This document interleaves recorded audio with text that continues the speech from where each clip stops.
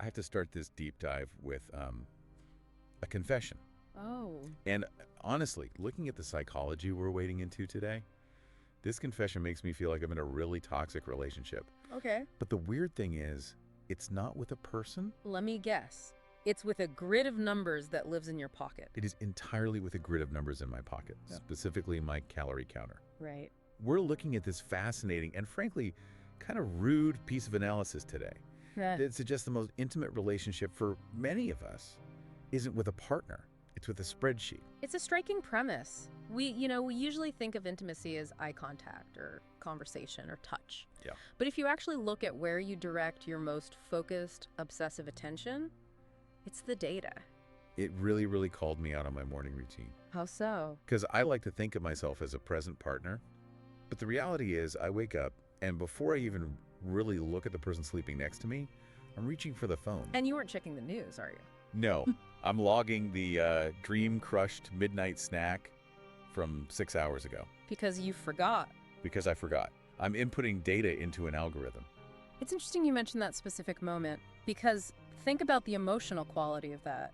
You're confessing a sin, the snack, to a machine. Right. The machine doesn't yell at you, it doesn't judge, it just accepts the number and adjusts your balance for the day. Yeah. It has this serene neutrality. Neutrality. Yeah. That's exactly it. It doesn't get mad, it just, turns red. Right. And see, I've always framed this as just being organized. But the perspective we're diving into today argues we're caught in a war. A war between what? Between the messy bodily experience of wanting things and the clean moral certainty of counting things. That's the core conflict. We have this biological reality, hunger, desire that is inherently chaotic. It fluctuates. It's unpredictable. And that terrifies us. So we try to impose a grid on it. We try to turn the body into a math problem. The phrase that really stuck with me was the colonization of appetite by accountancy. It's a strong phrase.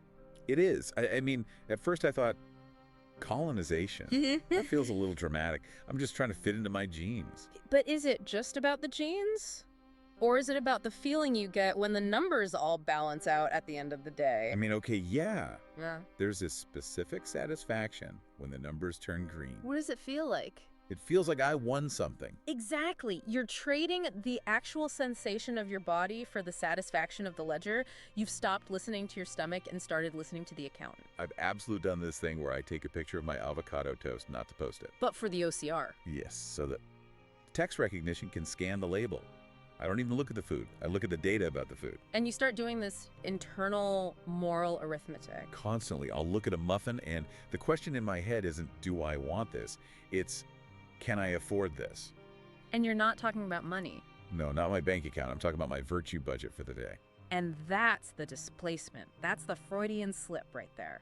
Historically, hunger was outsourced to instinct, or to chefs, or your own stomach. But we've outsourced it to a calculator. We have. We've replaced the ambiguous, overwhelming sensation of hunger with a number, because a number feels manageable. A number feels safe. It's like rebranding the body as a financial instrument.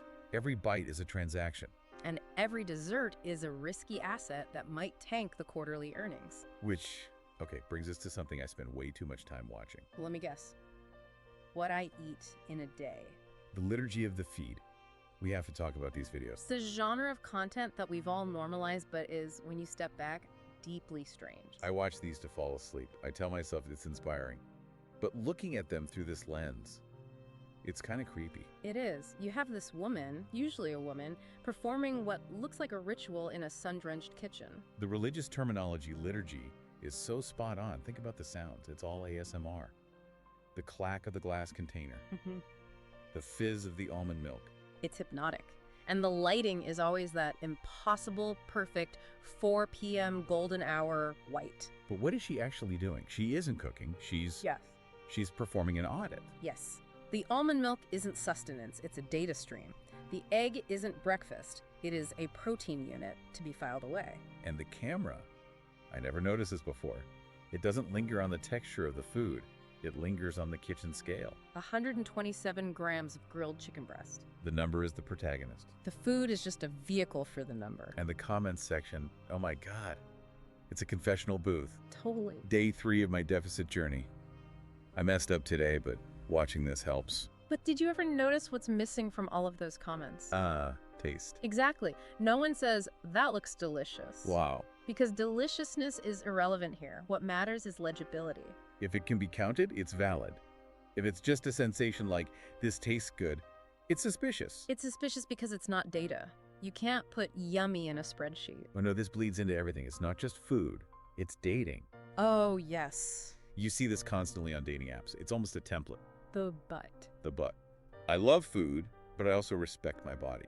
That but is the syntactic hinge on which all modern anxiety swings. What do you mean? It sounds harmless, like I like to eat, but I also exercise. But they don't say that. They don't say, I love food and I love hiking. The phrasing, I respect my body, in opposition to I love food, frames pleasure as a threat. So it implies that loving food and respecting your body are mutually exclusive. It implies that the act of enjoying food is inherently disrespectful to the body, unless it's balanced out by discipline. It's like saying, I enjoy breathing, but I make sure to limit my oxygen intake. Exactly. It frames the body not as a home you live in, but as a project you are constantly working on. So when I post that picture of a green smoothie, which, let's be honest, tastes like wet grass. You're not posting it for the taste. No, I'm posting it to show I'm a good project manager. Yeah. A legible symbol of control. You're showing proof that you are working on yourself. That you haven't succumbed to the chaos of just being. This is where we have to bring in Freud. His ghost is scrolling through your MyFitnessPal. I can just see him. And the argument here is that he wouldn't even be confused by the smartphone. Not at all. He would recognize the mechanism immediately. Because it's the same as Victorian repression. But they were repressed about sex, not lunch. The topic has changed, but the mechanism displacement is the same. In the Victorian era, they repressed sexuality behind corsets. Today, we repress appetite behind calorie counters. So we haven't gotten rid of the chaotic wanting, we've just moved it. We've rerouted it. The energy of wanting is messy and feels dangerous. So we push it into something that feels productive, like counting. And when that little bar on the app turns green, You get a fleeting moment of absolution. A little hit. you have been good today. Max the drug. That is the drug. You have been good today. It feels like permission to exist. It's a hunger for permission. So if we're looking at this psychoanalytically, who's running the show in my head? We've got the ego, superego. But they've been updated for the digital age. And this is crucial. Let's start with the ID. It's not a monster. What is it then? A toddler. It's a toddler who wants grandma's kitchen. It wants safety, warmth, saltiness. It speaks in sensations, not numbers. It wants comfort, not 30 grams of carbs. Okay, that makes sense. Then we have the superego, and this is where it gets scary. It used to be your parents or the church, an external authority. Now, it's been outsourced to algorithms and influencers. And there's a key difference. A critical distinction. The Victorian superego wanted you pure. The digital superego wants you perfect, or rather, optimized. And perfection is impossible. Worse than impossible. It's infinite. Optimization has no finish line. The app doesn't say you are bad. It says you are suboptimal. Oof, suboptimal.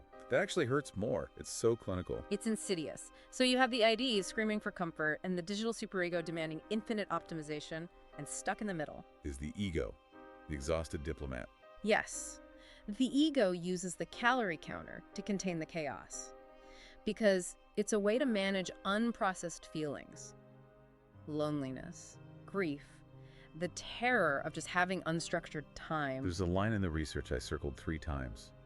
It is not hunger you are managing, it is everything else. That's the key. The math is a container for the anxiety. If you are busy counting almonds, you don't have to feel the loneliness of a Tuesday night. You just have to hit your macro goal. It gives you something to do with the anxiety. Exactly. Which brings us to loneliness. Let's talk about the loneliness of the splurge. Right. Because this whole thing creates such a weird social dynamic. I was at a cafe with a friend, and before we even said hello, we both pulled out our phones. The votive offerings. Yes. 2 phones rising like offerings to the gods of data. We weren't there in the moment. We were interrogating the menu. You were doing a calculus, deciding if the human connection you might get from sharing a muffin was worth the caloric expenditure. And if we do decide to eat, it's a splurge. I never thought about how weird that word is. It's a financial term. It is. We've financialized pleasure. If you splurge, you go into debt, and debt requires atonement. Which is why you see people in group chats confessing, I was so bad this weekend, I need to punish myself at the gym. It's a cycle of debt and repayment. And it leads to this fear of contamination. Orthorexia. I always thought that was just being obsessed with healthy food. But it's deeper. The fear isn't just about the calories in food someone else made. It's a fear of other people's lack of control. So if I eat food you cooked, I am ingesting your chaos. I'm letting go of my curated identity. It's just safer to eat alone, to eat the food I weighed myself. That is heartbreaking. It's valuing safety over connection. It's trading aliveness for safety. Okay, hold on. This next part. Yeah. This is where I struggled a bit. We need to talk about thanatos. The death drive. Yeah. The argument shifts here from psychology to, physics. It does, and this is the part that usually makes people pause. It feels like a massive stretch. I mean, we think of diet culture as being about life, right? Living longer, having more energy. But this argues it's about death. I get that reaction. But just strip away the marketing and look at the language we use. Burn calories, spend energy, deficit. Sure, we're using fuel, that's just physics. It is physics, thermodynamics, but metaphorically, these are all terms of entropy, of depletion. The calorie counter is tracking your gradual conversion from potential to spent energy. Okay, you're losing me a little. Yeah. How does a salad relate to entropy? Think about what the app is actually doing. It is counting down. It's a countdown clock. Right. The argument is that the unconscious has no concept of time. It's timeless. But the conscious mind is terrified of time passing, terrified of the end. So we count to pretend we are in control of the decay. Exactly. Counting creates the illusion that time is a resource we are piloting, that we are managing the burn rate, when really we're being swept away. The burning is happening whether you track it or not. The control is a lie. It's a defense mechanism against the reality of mortality. Look at the aesthetic of clean eating. The white bowls, the precise veggies. It all looks sterile, preserved. It's a rebellion against the second law of thermodynamics.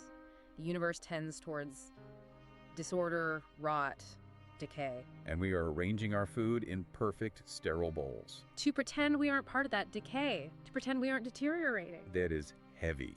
So it's not about looking good in a swimsuit. It's about pretending we aren't biodegradable. It's the death drive wearing a wellness costume. Thanatos seeks stillness, zero tension, and what is more still than a perfectly balanced spreadsheet. Wow. The ultimate goal of this logic isn't a vibrant, messy life. It's a life that has been optimized into silence. Which brings us to the cake moment. The scene everyone knows. You're standing in the kitchen, it's late, fork in hand, the app says you have 47 calories left, and the cake says nothing. And in that moment, the whole illusion is laid bare. You realize the ritual was never about health. It was about safety, about controlling the uncountable anxiety of being alive. Right, and the real question is, what happens if you take the bite? And not as a cheat meal. I really hate that term now. No, not as a cheat, as an archaeological experiment. What happens if you take a bite just to see if desire still has a voice? That's terrifying, though, because if I stop counting, what happens? Do I lose control? Do I explode? That's what the fear tells you. That's the fear the superego instills. It tells you that without the spreadsheet, you are a monster. But the real insight here is that the hunger you've been managing, it was never for the food. So let's wrap this up. What does this mean for us? Yeah, I can't just delete the app and be fine tomorrow. This is deep wiring. It is, and I have to say, the app cannot measure courage. It cannot measure presence. It only measures compliance. We've been meticulously balancing a spreadsheet for a business that never opened. That line just, it crushed me. It's the tragedy of the whole thing. We spend so much energy accounting for life that we forget to inhabit it. So what's the real hunger for? The provocative takeaway is that the hunger we've been managing was never for the cake. It was a hunger for meaning, for connection, for a life that resists optimization. A life that is allowed to be messy. Yes. While you are staring at that green bar on your phone, filling and emptying, your body is just there, doing its ancient work, wanting, healing, reaching. And it's waiting. It's waiting for you to drop the secular confession of the log and just listen to it. Just listen. Without the math. Without the math. That is something I am going to try to do. Maybe not today, maybe not perfectly. But I think I'm done treating my hunger like a crime I have to solve. That sounds like a good place to start. Thanks for listening to this deep dive. Go eat something delicious, and for the love of God, don't tell us how many grams of protein are in it. Please don't. See you next time.